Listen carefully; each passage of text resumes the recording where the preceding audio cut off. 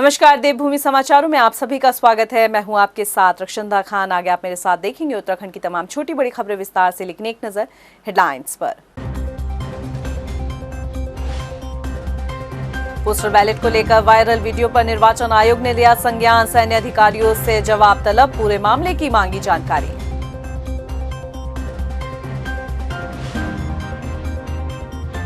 मतपत्रों को लेकर छिड़ी सियासी जंग जारी। हरदा के बड़े खुलासे पर मदन कौशिक का पलटवार। चुनावी व्यवस्थाओं पर हमेशा से सवाल उठाती रही कांग्रेस। पोस्टल बैलेट के ट्रैक रिकॉर्ड में हमेशा बाजी मारती आई भाजपा। लोकसभा चुनाव के परिणामों में भी अन्य दलों को पछाड़ आगे निकली थी पार्टी। देखिए स्पेशल रिपोर्ट में इनसाइड स्टोरी। और 10 मार्च को काउंटिंग से पहले तैयारियों में जुटा प्रशासन। चुनावी नतीजे आने के बाद विजय जुलूस के लिए लेनी होगी परमिशन, तभी मना पाएंगे जीत का जश्न। हेडलाइंस के बाद बुलेटिन में खबरें विस्तार से, और बात सबसे पहले पोस्टल बैलेट को लेकर ही करेंगे। उत्तराखंड में पोस्टल बैलेट पर गरमाई सियासत पर अब निर्वाचन आयोग भी सख्त नजर आ रहा है। पोस्टल बैलेट पर गड़बड़ी की आशंका वाले वायरल वीडियो को लेकर निर्वाचन कार्यालय गंभीर है। मुख्य निर्वाचन अधिकारी ने सैन्य क्षेत्र की इस वीडियो को लेकर सभी रिटर्निंग ऑफिसरों के माध्यम से सेना के अधिकारियों से जानकारी मांगी है। इसके साथ ही कांग्रेस की शिकायत पर भी पुलिस ने इस मामले में अज्ञात के खिलाफ मुकदमा दर्ज कर लिया है। दरअसल बुधवार को पूर्व मुख्यमंत्री हरीश रावत ने सोशल मीडिया पर एक वीडियो जारी किया था, जिसमें सैन्य क्षेत्र में एक ही व्यक्ति सभी के नाम से पोस्टल बैलेट पर मतदान करता नजर आ रहा था। इस वीडियो में वही व्यक्ति सभी के हस्ताक्षर भी कर रहा था। आपको बता दें, जिसके बाद राजनीतिक हलकों में और साथ ही प्रशासनिक अधिकारियों में भी खलबली मची हुई है। चंपावत जिले के बनबसा गड़ीगोठ इंडो नेपाल सीमा पर गुलदार के खेत में लगे बाड़े में फंसने का मामला सामने आया। स्थानीय लोगों की सूचना पर खटीमा वन रेंज की टीम द्वारा मौके पर पहुंचकर गुलदार को रेस्क्यू कर लिया गया। उसे सुरक्षित पिंजरे में डालकर इलाज के लिए भेजा गया है। यहाँ पर हर आए दिन बिल्कुल इसकी दहशत है। आज भी जैसे आमा लोग हैं हमारे गांव के, तो अपने बच्चों से ये कहते हैं इजा बाहर मत जा, क्योंकि यहाँ जो है गुलजार उठा के ले जाएगा। कल भी यहाँ हमारे पड़ोस में थापा जी का कुत्ता जो है उठा के ले गया है, और यहाँ पे हमारे हनुमान राम जी है, उनके कुत्ते को भी उठा के ले गया। तो हर दिन मतलब ऐसे हो सकता है यही गुलजार आने वाले समय में आदमखोर भी बन सकता है। उत्तराखंड में चुनावी नतीजे से पहले पोस्टल बैलेट को लेकर बीजेपी कांग्रेस में छिड़ा महासंग्राम अब राजनीतिक हलकों में तैरने लगा है, तो इसके पीछे कई सवाल भी उठने लगे हैं। हरदा के सोशल मीडिया पर वीडियो शेयर करने के बाद से मसला अब और भी ज्यादा गंभीर हो गया है। इस मुद्दे पर हो रही सियासत से पहले आपको ये समझने की जरूरत है कि आखिर पोस्टल बैलेट क्या होता है और भाजपा को इसका फायदा किस तौर पर मिलता आया है। इस रिपोर्ट में आपको दिखाते हैं। उत्तराखंड में 2022 की बिसात के मद्देनजर 14 फरवरी को वोटिंग होने के बावजूद अभी भी कई प्रत्याशियों का भाग्य पोस्टल बैलेट वाली वोटर्स के हाथों में है। अब तक प्रदेश में जारी पोस्टल बैलेट में से 26% ही वापस आ पाए हैं, जबकि 1 लाख से ज्यादा पोस्टल बैलेट से अभी वोटिंग बाकी है। इनमें चुनाव ड्यूटी देने वाले कर्मचारी, पुलिस बल के साथ ही सीमाओं पर तैनात सैन्य बल के वोटर्स भी शामिल हैं। चलिए पहले आपको ये समझाते हैं कि पोस्टल बैलेट आखिर होता क्या है। जो लोग अपनी नौकरी के कारण अपने घर आकर वोट नहीं डाल सकते, उनके लिए पोस्टल बैलेट की सुविधा बनाई गई है। पोस्टल बैलेट का इस्तेमाल हर कोई नहीं कर सकता है, बल्कि इनमें सर्विस वोटर्स, देश के सैनिक, दिव्यांग लोग, चुनाव में नौकरी पर तैनात कर्मचारी समेत 80 साल के बुजुर्गों के लिए पोस्टल बैलेट के जरिए मतदान की व्यवस्था की जाती है। पोस्टल बैलेट को समझने के बाद अब इस मुद्दे पर हो रही राजनीति को भी आप समझ सकेंगे। असल में कांग्रेस वोटिंग के बाद से लगातार पहले ईवीएम से छेड़छाड़ का आरोप, तो अब पोस्टल बैलेट में धांधली को लेकर बीजेपी पर गंभीर आरोप लगा रही है। हरदा के सोशल मीडिया पर पोस्ट की गई वीडियो के बाद से सियासी गलियारों में माहौल गरमाया हुआ है। देखिए, हमारे देश के अंदर एक तो संविधान तंत्र है, न्याय तंत्र, और उसके बाद प्रशासन तंत्र है। प्रशासन तंत्र तो बिल्कुल लंज-पुंज बना दिया गया है, और कुछ स्वतंत्र संस्थाएं हैं, जिनमें से एक स्वतंत्र संस्था जो है चुनाव आयोग भी है, जो लोकतंत्र और संवैधानिक लोकतंत्र को संरक्षण प्रदान करते हैं या सुरक्षा प्रदान करते हैं, उसको पुख्ता बनाने का काम करते हैं। यदि वो भी टेम्पर हो गई, इस तरीके की चीजें होने लग जाएंगी, तो ये चिंता का विषय। पोस्टल बैलेट में धांधली को लेकर भाजपा सभी आरोपों को नकार कांग्रेस की बौखलाहट करार दे रही है। सीएम धामी के हालिया बयान को सुने तो उन्होंने कहा है कि हरदा की खुशियां चंद दिनों की हैं, क्योंकि सरकार भाजपा की बनने वाली है। अब सीएम धामी के इस बयान के पीछे भी कई सियासी मायने निकाले जा रहे हैं। वो इसलिए क्योंकि 2009, 2014 और 2017 के लोकसभा चुनाव में भाजपा को पोस्टल बैलेट में अच्छा खासा रिस्पांस मिलता आया है। पौड़ी संसदीय उपचुनाव 2008 के अलावा टिहरी उपचुनाव 2012 में भी भाजपा ने पोस्टल बैलेट में बाजी मारी। 2009 के संसदीय चुनाव में नए परिसीमन से हुए इसमें भाजपा के बड़े बड़े धुरंधर तो हारे, लेकिन पोस्टल बैलेट में भाजपा आगे रही।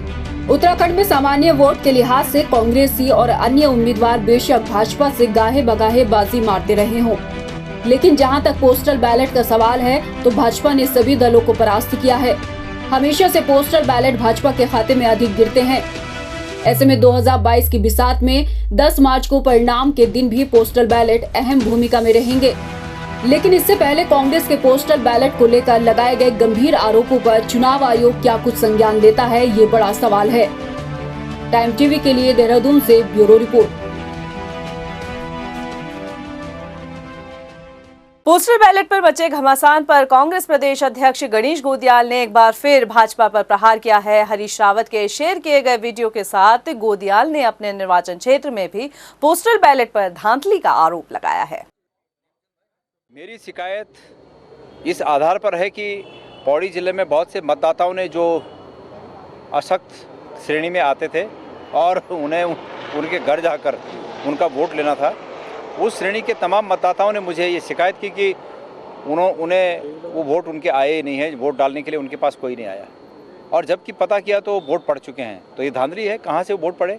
हमने चुनाव आयोग से शिकायत की है कि ऐसे वोटों की गणना को रोका जाए और उस श्रेणी के मतदाताओं का दोबारा मतदान कराया जाए।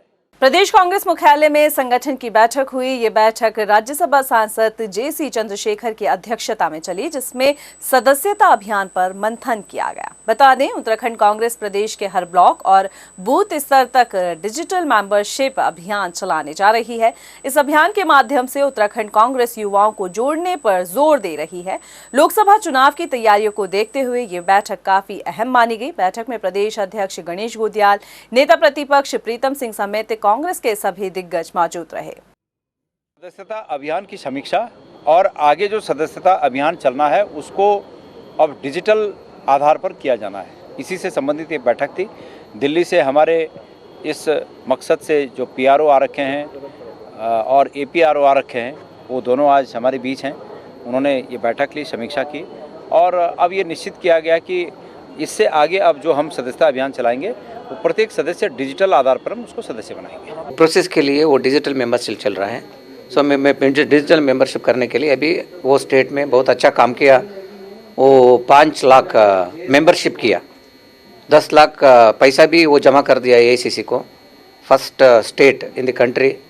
सो उसके लिए वो डिजिटल करने के लिए कोशिश कर रहा है अभी।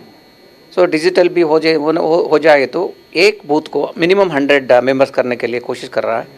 सो टोटली 11 लाख मेंबरशिप करने के लिए हमारा टारगेट है। मतदान हो चुका है और अब जारी है राजनेताओं का सियासी गुणाभाग। ये राजनीतिक जुगलबंदी कितनी सटीक बैठेगी, ये तो 10 मार्च को पता चल पाएगा। तस्वीर साफ होने के साथ ही पहली दस्तक पुलिस प्रशासन के दहलीज पर हो सकती है। असल में जीत का जश्न मनाने के लिए पहले राजनेताओं को प्रशासन की परमिशन लेनी पड़ सकती है। इस रिपोर्ट में आपको बताते हैं। मतदान के आंकड़ों के बाद राजनेता सियासी गुणाभाग की जुगत में जुटे हुए हैं। इस बीच सुबह से शाम का वक्त इसी सियासी गणित को फिट करने में बीत रहा है और अपनी अपनी जीत के भी खूब दावे हो रहे हैं। ये जीत के दावे कितने सही बैठेंगे, ये 10 मार्च को पता चल जाएगा। महज एक पखवाड़े के बाकी इस वक्त में पुलिस प्रशासन लॉ एंड ऑर्डर के साथ सुरक्षा के इंतजाम पुख्ता करने में जुटा है। सुरक्षा के मद्देनजर 10 मार्च को परिणामों के बाद विजय जुलूस पर भी प्रशासन की नजरें होंगी। विजय जुलूस निकलेगा या नहीं, ये इलाके का प्रशासन तय करेगा और परमिशन के बाद ही जीत के जश्न को मनाने की आजादी होगी। इसका निर्णय संबंधित जनपद के एसएसपी डीएम करेंगे। उनके यहाँ क्या कंडीशंस हैं, क्या वो या तो कोई चुनाव आयोग की डायरेक्शन होगी, माननीय चुनाव आयोग की, तो उसके हिसाब से होगा, और उनकी नहीं होगी तो फिर वो अपने विवेक से और अपनी परिस्थितियों को देख करके करेंगे। 10 मार्च को नतीजे आने में भले ही अभी वक्त हो, लेकिन उससे पहले जीत के दावे होने के साथ ही विजय जुलूस को लेकर प्रशासन ने भी सभी इंतजामों को पुख्ता कर लिया है। Bureau report, time TV. उधर देहरादून पुलिस ने रिटायर्ड आईपीएस अधिकारी के घर में हुई चोरी का खुलासा किया है। पुलिस ने 3 चोरों को नोएडा से गिरफ्तार किया है। एसएसपी जन्मेजय खंडूरी ने मामले का खुलासा करते हुए कहा कि तीनों चोरों की मुलाकात जेल में हुई थी, जहां आरोपियों ने चोरी की नई योजना को बनाया था। देखिए, 21 फरवरी की रात्रि एक रिटायर्ड आईपीएस ऑफिसर के घर से चोरी हुई थी जब वो घर से बाहर थे। तो इसमें हमारे द्वारा फिर टीमें गठित की गई, मुकदमा पंजीकृत किया गया और सुराग लिए गए। सुराग से हमें एक ऑल्टो कार का सुराग मिला। ऑल्टो कार का पीछा करते हुए फिर हम अभियुक्तों तक पहुंचे। ये 3 अभियुक्त हमारे द्वारा गिरफ्तार किए गए हैं और जिनसे माल रिकवर किया है। माल काफ़ी, मार्केट वैल्यू क्या है ये तो बाद में पता पड़ेगा, लेकिन काफ़ी माल इनसे बरामद हुआ है। खबरों में बढ़ते हैं आगे। मंगलवार को चंपावत में हुआ सड़क हादसा प्रशासन के लिए सबक बन गया है। 14 लोगों की मौत के बाद पुलिस अब हरकत में आई है। डीआईजी नीलेश आनंद भरने ने एसपी को हादसे की जांच के निर्देश देने के साथ ही सड़क हादसों पर लगाम लगाने के लिए सख्त कदम उठाने के लिए कहा है। इसमें जो है मेरे द्वारा सभी पुलिस अधीक्षक, वरिष्ठ पुलिस अधीक्षक को कल ही निर्देशित किया गया है, तो अपने जनपद में जो इस तरह के ब्लैक स्पॉट है, एक्सीडेंट प्रोन एरियाज़ है, उसको चिन्हित कर ले और उसकी सूची बनाकर जहां भी क्रश बैरियर्स है, जहां एक्सीडेंट होने की और भी जो संभावनाओं के कारण है, उसका लिस्ट बनाकर डिटेल जो है वो पीडब्ल्यूडी को देंगे वो, और उनसे ये करवा लेंगे ताकि एक्सीडेंट को वो किया जा सके। इसके अलावा जो हमारे बैरिकेड्स, जो चेक पोस्ट वगैरह लगी होती है, उसको सख्त निर्देश दिए गए कि उनके यहाँ से अगर कोई ऐसा ओवरलोड जाके अगर कोई एक्सीडेंट होता है तो उसके खिलाफ सख्त कार्रवाई की जाएगी। उधर सितारगंज चीनी मिल में किसान नेता गुरसेवक सिंह महार ने चीनी मिल प्रबंधक के खिलाफ मोर्चा खोला है। गुरसेवक सिंह का कहना है कि मिल में अव्यवस्थाएं हैं, जिससे किसानों को काफी परेशानियों का सामना करना पड़ रहा है। यही नहीं, प्रबंधक गन्ना तुलाई के वक्त भी 4 से 5% गन्ना कटौती कर रहे हैं, जो किसानों के साथ अन्याय है। पूरी चीनी मिल की जो व्यवस्था है बिल्कुल ख़राब चल रही है। गन्ने की कटौती भी हो रही है वहाँ पर। जो चीनी बन रही है आधी तो वो नहर में सीरा जा रहा है, जो बन रही है वो बिल्कुल बहुत ही ख़राब स्थिति में। तो तमाम जो ये चीनी मिल चला ली गई, ये सारा का सारा जो हमारे सितारगंज के जनप्रतिनिधि थे, उन्होंने पैसा खाने के चक्कर में, उनकी सारी टीम ने, ये बहुत बड़ा घोटाला है। इसके लिए जल्द ही मैं वहाँ पर अब ये फ्री हुआ हूँ चुनाव से, वहाँ जाकर सारी व्यवस्थाओं का जायजा लिया जाएगा, नहीं तो बहुत तगड़े स्तर से वहाँ पर धरना लगाया जाएगा। पहाड़ों में मौसम अभी भले ही थोड़ा सर्द हो, लेकिन जंगलों में आग लगने के लिहाज से मौसम बदल चुका है। गर्मी की दस्तक के साथ ही जंगलों में बेकाबू आग से बेशकीमती वन संपदा खाक होने के साथ ही हाथी, बाघ सहित अन्य जीवों के अस्तित्व पर संकट मंडराने लगा है। लेकिन इस बार प्रशासन पहले से ही अलर्ट दिख रहा है। अपनी इस रिपोर्ट में आपको दिखाते हैं। उत्तराखंड में अब धीरे धीरे मौसम में बदलाव देखने को मिल रहा है, तो वहीं गर्मियों की दस्तक से प्रशासन की भी चिंता बढ़ने लगी है। और उस चिंता की वजह गर्मियों के मौसम में पहाड़ों पर धधकते जंगलों की आग है। लिहाजा जंगलों को आग से बचाने के लिए अब प्रशासन पहले से ही अलर्ट दिखाई दे रहा है। वन अग्नि पर काबू पाने के लिए वेस्टर्न सर्किल का मास्टर कंट्रोल रूम तराई पूर्वी वन प्रभाग के कार्यालय में बनाया गया है। खास बात यह है कि पश्चिमी वृत्त के 5 वन प्रभागों के मास्टर कंट्रोल रूम को आपदा प्रबंधन कंट्रोल रूम और पुलिस कंट्रोल रूम से सीधे तौर पर जोड़ा गया है। मास्टर कंट्रोल रूम में 24 घंटे वन अधिकारी और कर्मचारियों की पैनी नजर रहेगी। जंगल में आग लगने की सूचना कहीं से भी आए, उसको तुरंत ही वन प्रभाग की क्रू स्टेशन प्रभारी और रेंज कार्यालय तक पहुंचाया जाएगा। लाइव अलर्ट्स जो हैं वो हमें मिलते हैं एंड विद इन 2 मिनट्स जो है, अगर कहीं भी आग लगती है तो 2 मिनट्स के अंदर जो है लाइव अलर्ट मिलते हैं। तो यहाँ पे इंटरनेट के माध्यम से हम जो है डायरेक्ट जो वेबसाइट है, भुवन पोर्टल है, उससे नज़र रखते हैं। और उसमें उसकी एक अच्छी बात यह है कि वो हमें कंपार्टमेंट लेवल और विलेज लेवल तक है, किस विलेज के सामने जो है आग लगी है, साथ में आग लगी है और किस कंपार्टमेंट में आग लगी है, उसका पता चल जाता है। तो कंट्रोल रूम में जो ही उसका पता चल जाता है तो हम जो है फ़ोन वायरलेस के माध्यम से जो है कंसर्न्ड जो प्रभारी होता है, कंट्रोल रूम का, क्रूज स्टेशन का प्रभारी होता है, उस तक इन्फॉर्मेशन पहुंचा देते हैं। इस बार सर्दियों के बाद तापमान अचानक से बढ़ चुका है, लिहाजा आग लगने की घटनाओं में तेजी भी आ सकती है, जिसे देखते हुए वन विभाग ग्रामीणों के साथ भी सहभागिता निभाने के लिए बातचीत कर रहा है। इसके अलावा वन पंचायतों की भागीदारी भी तय की जा रही है। वन अग्नि से उत्तराखंड के जंगलों को हमेशा भारी नुकसान पहुंचता है, जिसकी वजह से पर्यावरण संतुलन भी बिगड़ जाता है। हर साल हजारों हेक्टेयर वन और वन्य जीव आग की चपेट में आ जाते हैं। दावानल की रोकथाम को लेकर हर साल सरकार प्रशासन लाख दावे करती है, लेकिन धरातल पर वो दावे फेल साबित हो जाते हैं। अब देखना ये होगा कि मास्टर कंट्रोल रूम से इस बार जंगलों में लगने वाली आग पर किस तरह से काबू पाया जाता है। टाइम टीवी के लिए हल्द्वानी से योगेश शर्मा की रिपोर्ट। कोरोना महामारी के बीच इस बार हुए विधानसभा चुनाव 2022 को लेकर अंदाजा ये लगाया गया कि 2022 के बिसात का चुनाव बड़े ही सादगी और बिना शोरगुल के साथ होगा, लेकिन हकीकत बिल्कुल इससे उलट नजर आई। असल में 2022 के विधानसभा चुनाव में राष्ट्रीय दलों की बजाय चुनावी खर्चों में निर्दलीय प्रत्याशी कहीं ज्यादा आगे निकल गए। एक रिपोर्ट। देश भर के साथ उत्तराखंड में कोरोना महामारी के बीच बिना शोरगुल और चुनावी सभाओं के जमावड़े के बिना 2022 के विधानसभा चुनाव में हर कोई ये सोच बैठा कि इस बार विधानसभा चुनाव बेहद सादगी और डोर टू डोर प्रचार के बीच ही सिमट गया। लेकिन हैरान करने वाली बात यह है कि चुनाव आयोग की तरफ से महामारी के बीच गाइडलाइन के तहत प्रत्याशी चुनावी खर्चे में एक दूसरे से अव्वल आने के लिए दौड़ लगाते दिखे। विधानसभा चुनाव में खर्च के मामले में निर्दलीय प्रत्याशियों ने राष्ट्रीय दलों को भी पछाड़ दिया है। उम्मीदवारों ने 12 फरवरी तक के चुनावी खर्च का ब्यौरा चुनाव आयोग को सौंप दिया है, जिसमें कई प्रत्याशियों ने अभी स्टार प्रचारकों के खर्च की जानकारी हालांकि नहीं दी है।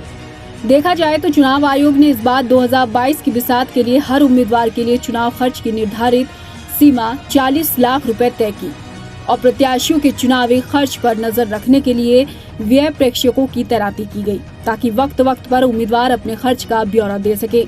चुनाव आयोग को सौंपी गई रिपोर्ट में राष्ट्रीय दलों के प्रत्याशियों ने चुनाव में लाखों रुपए खर्च किए, तो दूसरी तरफ निर्दलीय प्रत्याशी भी लाखों रुपए खर्च करने में राष्ट्रीय दलों को पछाड़ने में पीछे नहीं रहे।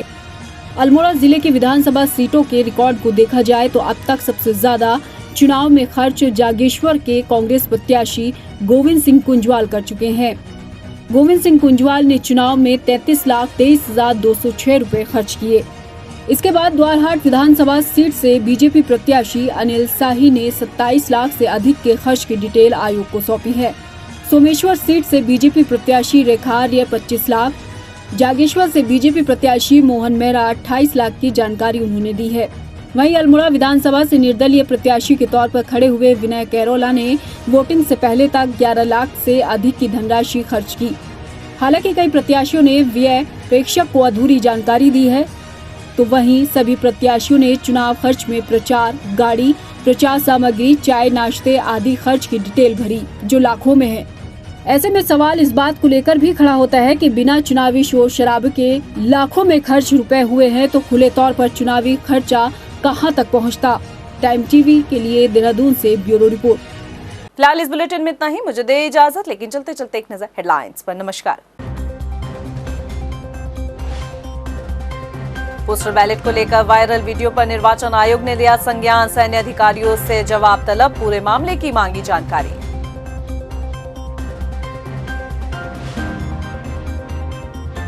मतपत्रों को लेकर छिड़ी सियासी जंग जारी, हरदा के बड़े खुलासे पर मदन कौशिक का पलटवार, चुनावी व्यवस्थाओं पर हमेशा से सवाल उठाती रही कांग्रेस। पोस्टल बैलेट के ट्रैक रिकॉर्ड में हमेशा बाजी मारती आई भाजपा, लोकसभा चुनाव के परिणामों में भी अन्य दलों को पछाड़ आगे निकली थी पार्टी। देखिए स्पेशल रिपोर्ट में इनसाइड स्टोरी।